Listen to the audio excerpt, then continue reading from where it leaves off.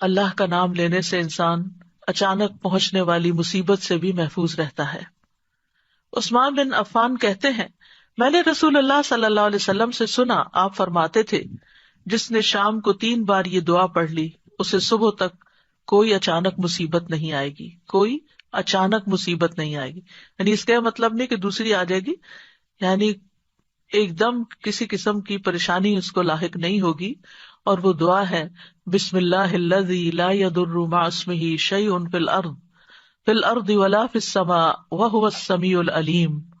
اللہ کے نام سے، وہ ذات کہ اس کے نام سے کوئی چیز زمین میں ہو یا آسمان میں نقصان نہیں دے سکتی، اور وہ خوب سنتا ہے اور خوب جانتا ہے۔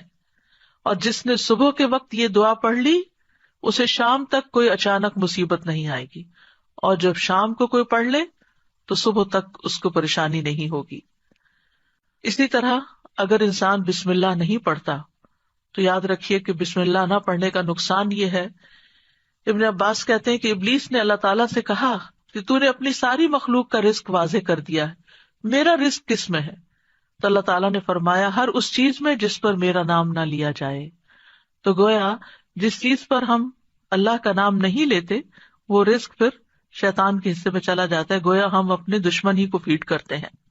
قیامت کے دن بھی اللہ کے نام سے وزنی کوئی چیز نہ ہوگی۔ پھر اسی طرح یعنی اس دعا کے پڑھنے کے مواقع کون کون سے ہیں؟ نمبر 1، ہر کام شروع کرنے سے پہلے، تاکہ اس میں برکت اور مدد حاصل ہو، اس کے اندر قبولیت ہو، ہمیں اخلاص نصیب ہو۔ پھر خاص طور پر کھانا کھانے سے پہلے، حضرت عائشہ کہتی ہیں کہ رسول اللہ صلی اللہ علیہ وسلم نے فرمایا، جب تم میں سے کوئی کھانا کھانے لگے تو چاہیے کہ اللہ تعالیٰ کا نام لے، پھر اگر شروع میں اللہ تعالیٰ کا نام لینا بھول جائے تو چاہیے کہ یوں کہے، بسم اللہ اولہ و آخرہ، اللہ کے نام سے اس کھانے کے شروع میں اور آخر میں بھی۔ پھر اسی طرح لباس اتارتے وقت بسم اللہ پڑھنی چاہیے۔ انس رضی اللہ عنہ سے روایت ہے کہ نبی صلی اللہ علیہ وسلم نے فرمایا، جنوں کی آنکھوں اور بنی آدم کی شرمگاہوں کا پردہ یہ ہے کہ جب ان میں سے کوئی اپنے کپڑے اتارے تو بسم اللہ پڑھ لے، یعنی اتارنے سے پہلے پڑھ لے، تو جن اور شیاطین کی نظر نہیں لگتی۔ اسی طرح جب آپ بچوں کو کپڑے تبدیل کروا رہے ہوں تو اس وقت بھی بسم اللہ پڑھ لیں۔ اسی طرح بیت الخلاء جاتے وقت یعنی اندر پاؤں رکھنے سے پہلے بسم اللہ پڑھ کے دروازہ کھولیں۔ حضرت علی رضی اللہ عنہ روایت کرتے ہیں، کہتے ہیں کہ رسول اللہ صلی اللہ علیہ وسلم نے فرمایا، جنوں کی آنکھوں اور بنی آدم کی شرمگاہوں کا پردہ یہ ہے کہ جب ان میں سے کوئی بیت الخلاء جائے تو بسم اللہ پڑھ لے، کیونکہ جب انسان ننگا ہوتا ہے تو حفاظت کے فرشتے اس سے دور چلے جاتے ہیں۔ تو اس وقت حفاظت پھر کس سے حاصل ہوگی؟ جب آپ واش روم میں جانے سے پہلے بسم اللہ پڑھ کے پھر داخل ہوں گے۔ اسی طرح وضو سے پہلے ابو ہریرہ کہتے ہیں کہ رسول اللہ صلی اللہ علیہ وسلم نے فرمایا، لا صلاۃ لمن لا وضوء لہ ولا وضوء لمن لم یذکر اسم اللہ تعالی علیہ، کہ جس کا وضو نہیں اس کی نماز نہیں، اور جو شخص وضو کے شروع میں اللہ تعالیٰ کا نام نہ لے اس کا وضو نہیں۔ اب یہاں پر بعض لوگوں کو یہ پریشانی ہوتی ہے کہ ہم واش روم میں کھڑے ہوتے ہیں، وہیں سنک ہے، وہیں کموڈ ہے، تو پھر ہم بسم اللہ کس طرح پڑھیں؟ اس کے ایک تو یہ ہے کہ جب آپ وضو کی نیت سے جا رہے ہیں تو اندر داخل ہونے سے پہلے ہی پڑھ لیں اور جا کے ٹیپ کھول لیں اور اپنا وضو شروع کر دیں۔